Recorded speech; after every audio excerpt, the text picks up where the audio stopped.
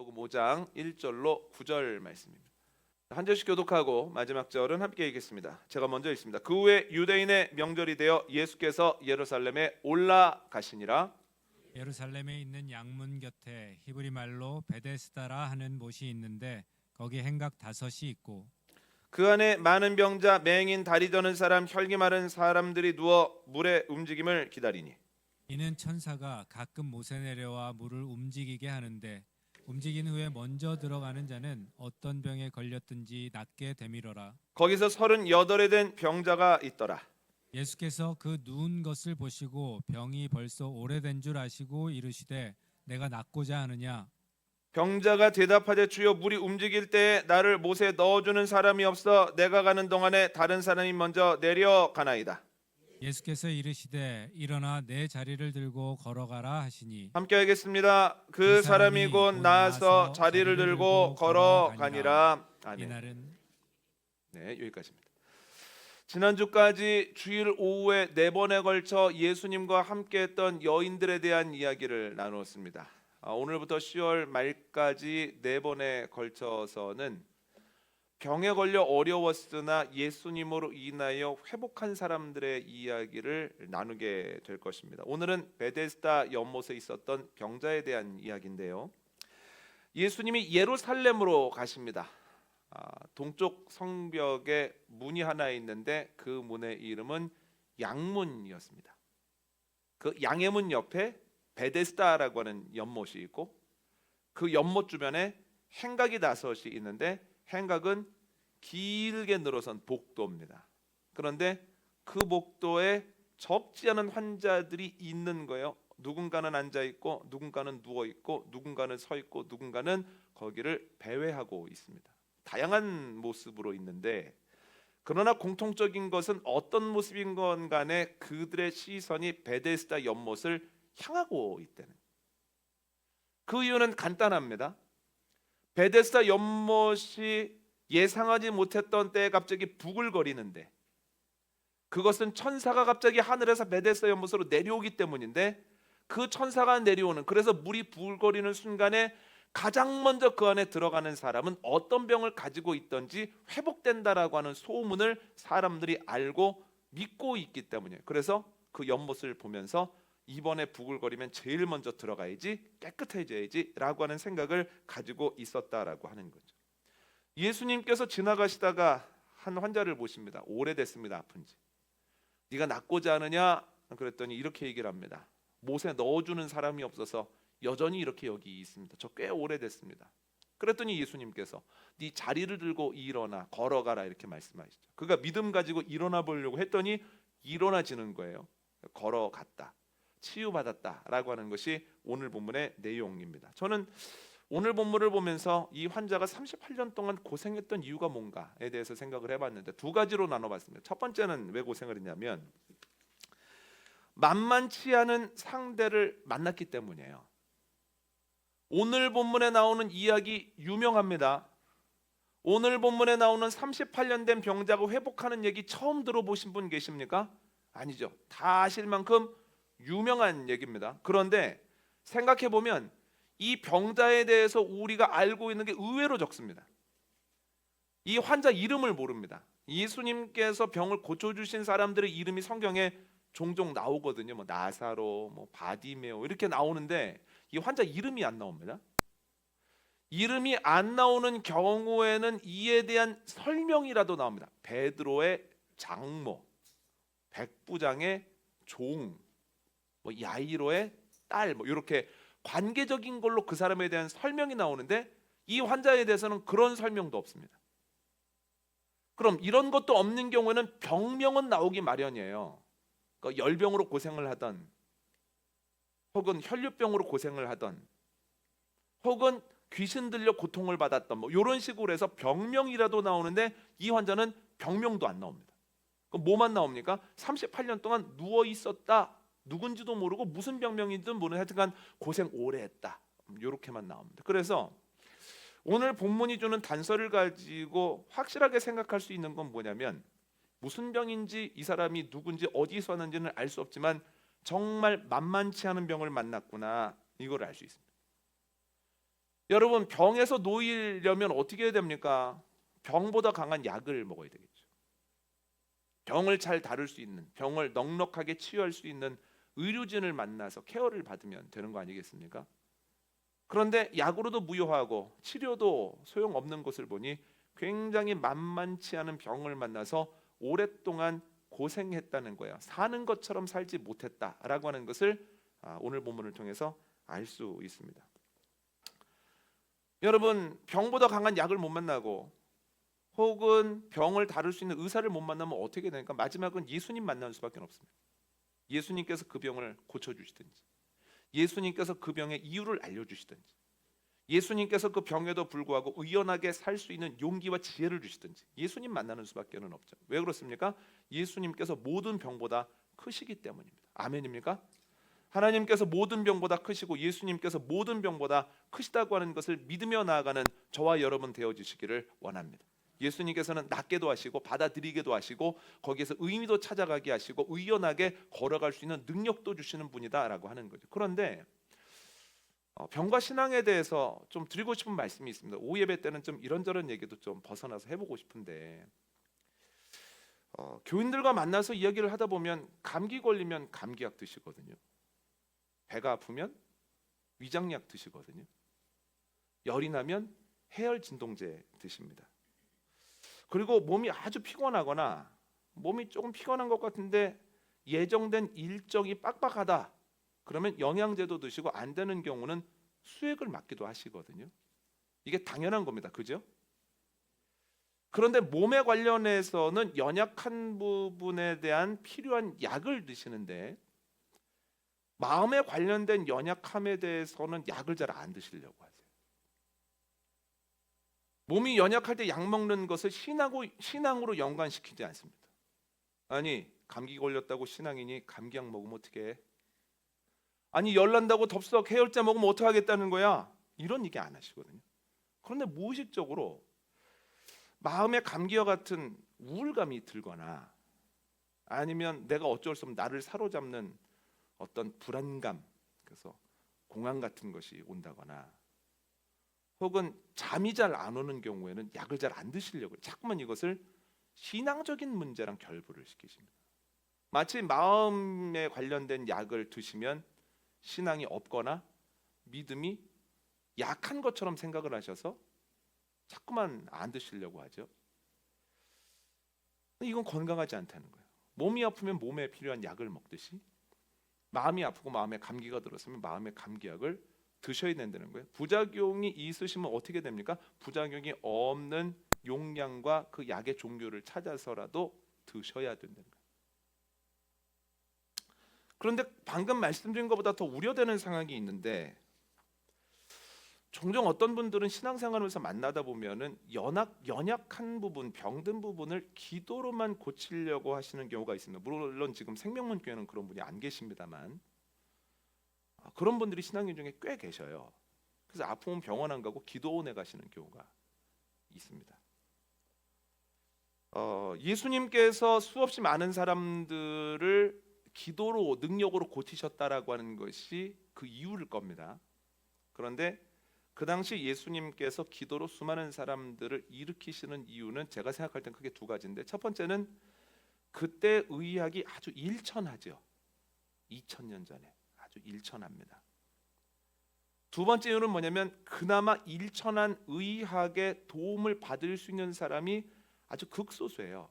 그러니까 의학도 보잘것이 없고 의학의 도움을 받을 수 있는 혜택을 받을 수 있는 사람들이 아주 적기 때문에 예수님이 오셨을 때 혹은 선지자들이 하나님의 보냄을 받았을 때 예수님과 선지자의 능력으로 인하여서 하나님의 그 사랑이 그 사람에게 드러나는 게 그 병으로부터 치유의 유일한 방법인 경우가 대부분이었다는 거예요.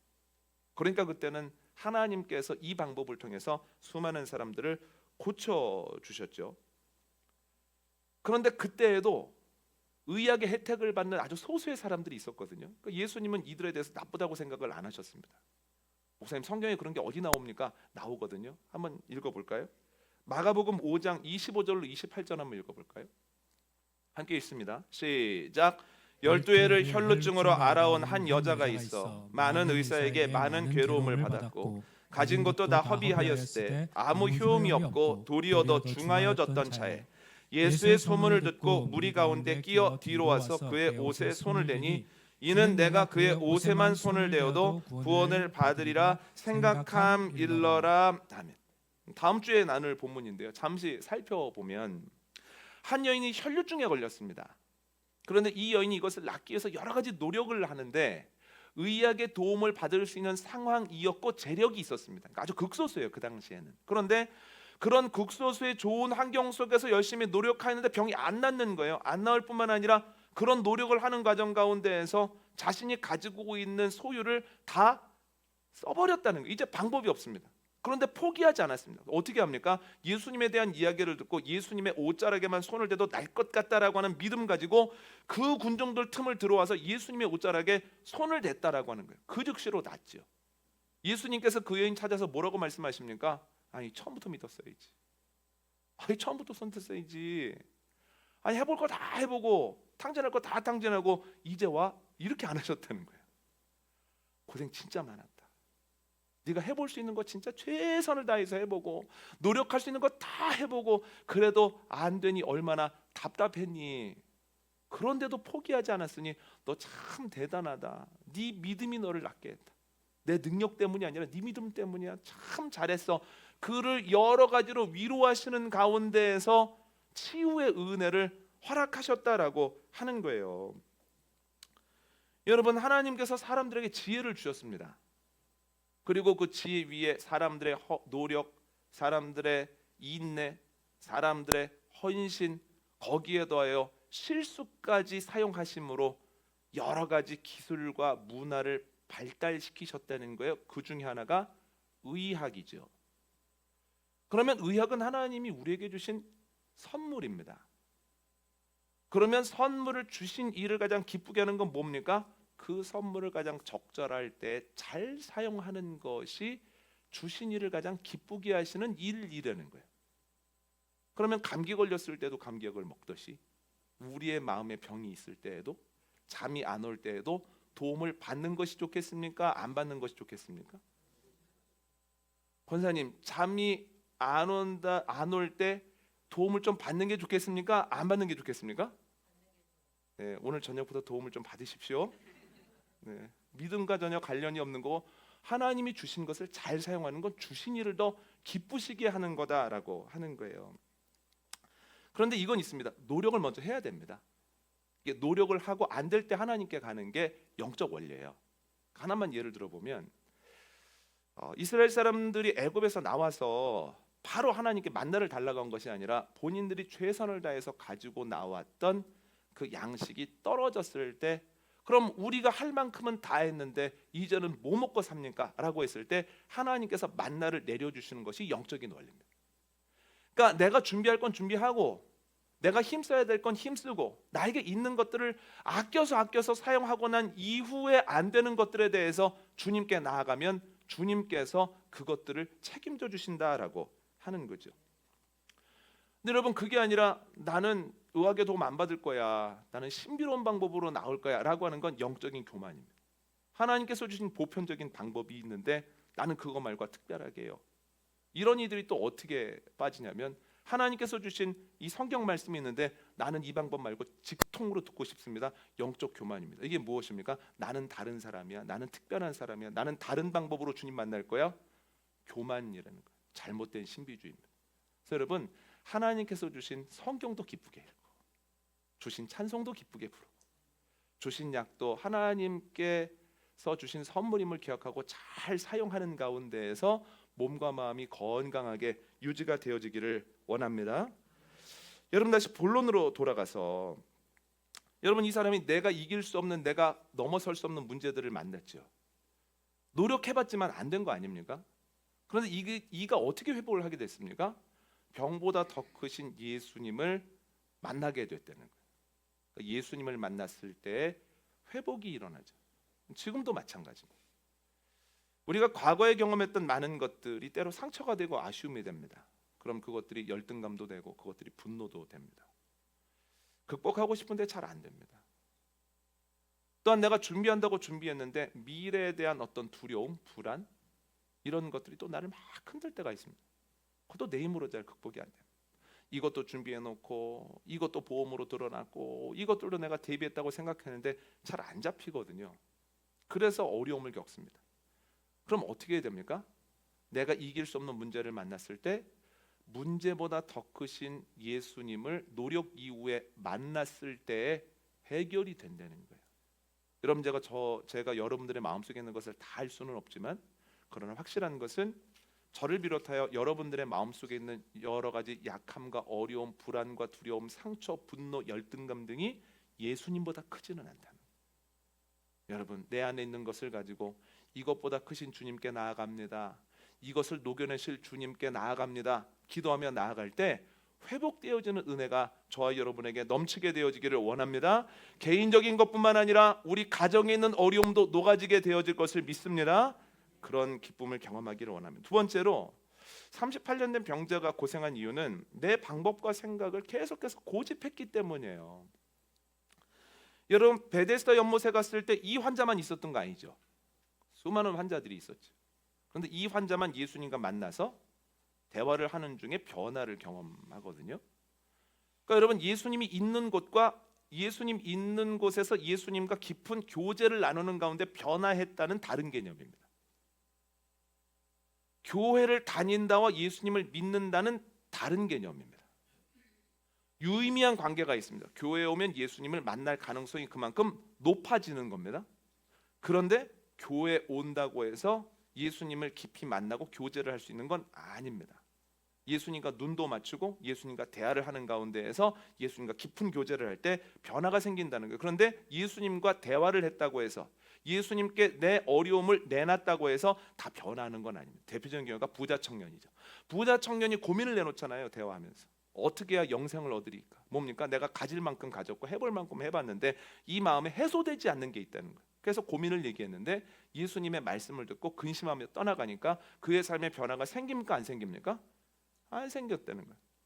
그러니까 예수님이 계신 곳에 근처에 왔다고 해서 예수님을 만난 거 아니고, 예수님을 만났다고 해서 예수님과 깊은 대화를 하면서 내 이 어려움을 내놨다고 해서 그것으로 해결되는 건 아니라는, 그 다음에 뭐가 또 필요하다라고 하는 것을 알 수 있습니다. 38년 된 병자가 베데스다에 있는 수많은 병자들 중에서 예수님 만났습니다. 예수님과 깊은 대화를 합니다. 내 병에 대한 이야기를 합니다. 그런다고 낫느냐? 아니요, 그렇지 않습니다. 한 번 더 넘어야 될 게 있는 거예요. 한번 오늘 본문 읽어볼까요? 6절 7절 한번 읽어볼까요? 6절 7절 있습니다. 6절에서 8절입니다. 시작. 예수께서 그 누운 것을 보시고 병이 벌써 오래된 줄 아시고 이르시되 내가 낫고자 하느냐? 병자가 대답하되 주여 물이 움직일 때에 나를 못에 넣어주는 사람이 없어 내가 가는 동안에 다른 사람이 먼저 내려가나이다. 예수께서 이르시되 일어나 내 자리를 들고 걸어가라 하시니 아멘. 저는 이 부분을 읽으면서 자꾸 웃음이 나는 거예요. 왜냐하면 이 부분의 제목을 붙이자면 동문서답의 향연입니다.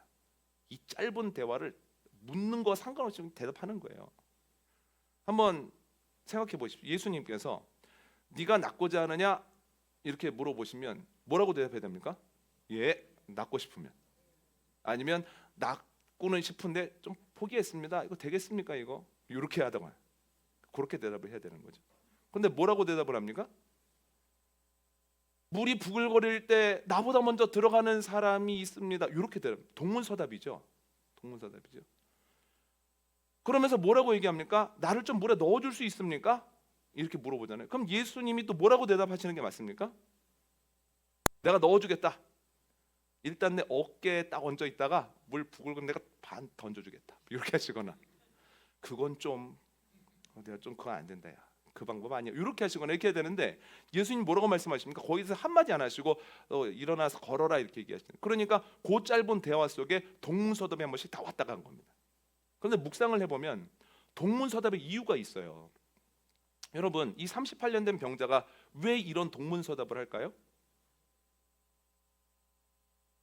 물이 부글거릴 때 나보다 먼저 들어가는 사람들이 늘 있었습니다. 그래서 제가 여기 이러고 있습니다. 나를 좀 넣어주십시오. 왜 이런 동문서답을 하냐면 낫고는 싶은데 그 낫는 과정에 대한 결론이 이미 그 사람에게 있는 거예요. 어떻게 해야 낫는다는 거예요? 물이 부글거릴 때 내가 원하는 대로 제일 빨리 들어가야 낫는다는 거예요. 이 방법밖에는 없다는 거예요. 그러니까 주님이 내가 생각하는 방법으로 좀 해달라는 거예요. 내가 생각하는 방법으로 주님이 해주셔야 날 거 아닙니까? 일어날 거 아닙니까? 문제가 간증될 거 아닙니까? 그러니 내가 원하는 대로 그대로 한번 움직여 주실래요? 그런 생각을 가지고 있기 때문에 동문서답을 하는 거거든요. 그런데 여러분, 예수님께서 동문서답 하시는 이유도 있거든요. 예수님이 동문서답 하시는 이유는 그게 문제 해결이 될 수 없다는 거예요. 여러분, 베데스다가 동쪽 성문에 있는 어떤 문 옆에 있었다고 말씀을 드렸습니까? 양문이라 그랬죠. 양문이 뭐냐면 자료를 찾아보고 학자들이 이야기를 보니까 양이 드나들기 때문에 양문이라는 거예요. 그런데 왜 양이 자꾸 드나드냐면 예루살렘 성으로 들어와서 예루살렘 성전에서 사용할 제물들이 필요하잖아요. 왜 이방인의 뜰에 보면 거기에서 환전상하고 동물 파는 사람도 있지 않았습니까? 그런데 보통 양문을 통해서 동물들을 데리고 들어온다는 거예요. 그리고 그 제사 드리는 번제에서 멀지 않다는 거예요. 그래서 제사 드리기 전에 양들을 소재할 때 어디서 씻겠습니까? 베데스다에서 씻는다는 거예요. 베데스다에서. 그럼 여러분, 베데스다가 깨끗한 물입니까? 더러운 물입니까? 더러운 물이죠. 깨끗할 수가 없는 물이죠. 그러면 그 물이 부글거린다고 해서 들어갔을 때 병이 낫겠습니까? 안 낫겠습니까? 안 난다는 거예요. 더 심해질 수 있다는 거예요. 그러니까 예수님께서 동문서답을 하냐면 네 말이 무슨 말인지는 알겠는데, 네가 뭘 요구하는지는 알겠는데 그걸로는 못 낫는다는 거예요. 그걸로는 회복하지 않고 더 심해질 수도 있다는 거예요. 그러니까 거기를 바라보지 말고 믿음 가지고 일어나 보라. 믿음 가지고 그 자리에서 일어나 봐라. 네 방법이 아니라 내 방법으로 한번 해봐라. 그럼 네가 회복될 거다라고 하는 게 예수님의 동문서답의 이유라는 거예요. 우리 똑같지 않습니까? 과거의 상처나 과거의 결핍이나 이로 인한 분노나 열등감이 사라지기 위해서는 내가 이 자리까지는 가야 돼. 내가 이 정도까지는 가지고 있어야 돼. 내가 이 정도 영향력은 가지고 있어야 돼. 내 방식이 있죠. 끊임없이 하나님한테 기도하죠. 하나님, 내가 먼저 들어가고 내가 이 정도는 해야 되는데 이게 안 돼서 제가 지금 계속 힘이 듭니다. 이거 해주십시오. 나 이 자리 좀 가게 해주십시오. 이 정도는 갖게 해주십시오. 이 정도는 좀 누리게 해주십시오. 내가 원하는 걸 좀 획득하게 해주십시오. 그래야 내 마음에 있었던 구멍이 좀 메워질 거 아닙니까? 내 방법을 얘기하는 거예요. 미래를 생각할 때마다 불안한 것이 있고 두려운 것이. 그래서 또 하나님께 얘기합니다. 제 불안함과 두려움이, 불안이 사라지려면 이 정도는 저에게 주셔야 되고 이 정도 상황은 만들어 주셔야 제가 좀 편안하겠나이다. 예수님께 기도하면 안 들어주시죠. 예수님께서 안 들어주시는 이유는 능력이 없어서도 아니고 사랑하지 않으셔서도 아닙니다. 그 방법으로는 그 해결이 안 돼요. 자리가 바뀌고 소유가 바뀌고 내가 원하는 것들로 변화가 일어나고 형태가 바뀌는 것만으로는 내가 과거로부터 가지고 있는 두려움이나 미래에 가지게 되는 여러 가지 현상으로부터 자유로워질 수 없어요. 베데스다 연못에 몸을 던져서는 깨끗해질 수 없는 것처럼 내가 원하고 내가 가지고 있는 결론으로는 그게 해결될 수 없기 때문에 예수님께서 안 들어주시는 거예요. 그럼 어떻게 하십니까? 내 방법으로 해보자. 내 방법으로. 내 방법으로 자리를 들고 일어나. 내 방법으로 용기를 가지고 다리에 힘을 줘봐. 내 방법으로 거기에 머물지 말고 거기에서 누워 생활할 생각하지 말고 38년이나 되었으니 안 된다고 하지 말고 믿음 가지고 일어나. 안 되는 이유 찾지 말고 나중에 간다고 하지 말고 지금 되는 이유를 찾아서 일어나. 내가 일어나라고 했으니 되는 거야 하면서 일으켜 주신다는 거예요. 여러분, 이러한 은혜가 우리의 심령에, 우리의 가정에, 우리의 교회, 한국 교회 위에 넘쳐나게 되어지기를 원합니다. 내 방법으로 안 됩니다. 내 결론으로 안 됩니다. 예수님의 말씀으로, 예수님의 방법으로 내 상처도 치유되는 거고 불안함도 녹아지는 거고 내가 바른 길로 걸어갈 수 있다는 거예요. 여러분, 38년 된 병자처럼 우리가 때로 우매하고 고집스럽지만 그러나 나보다 더 사랑하시는 예수님의 계획과 말씀이 있으니 그 예수님으로 인하여서 놀라움을 경험하게 되기를 원하고, 여러분, 주님이 말씀을 주셨을 때 그대로 해야 된다는 거예요. 예수님이 말씀하셨을 때 그대로 하면 물이 뭘로 바뀝니까? 포도주로 바뀌죠. 바디메어처럼 실로암 가서 눈을 씻었을 때 밝음을 갖게 되죠. 또한 나사로가 죽은 것 같아도 그 동굴의 돌을 싹 옆으로 굴렸을 때 나사로가 살아 돌아오죠. 여러분, 주님의 말씀에 순종하고 주님의 방법대로 해볼 때 내 힘으로 이길 수 없었던 병과 문제를 결국 이기고야마는 역사가 저와 여러분에게 넘치게 되어지기를 원합니다.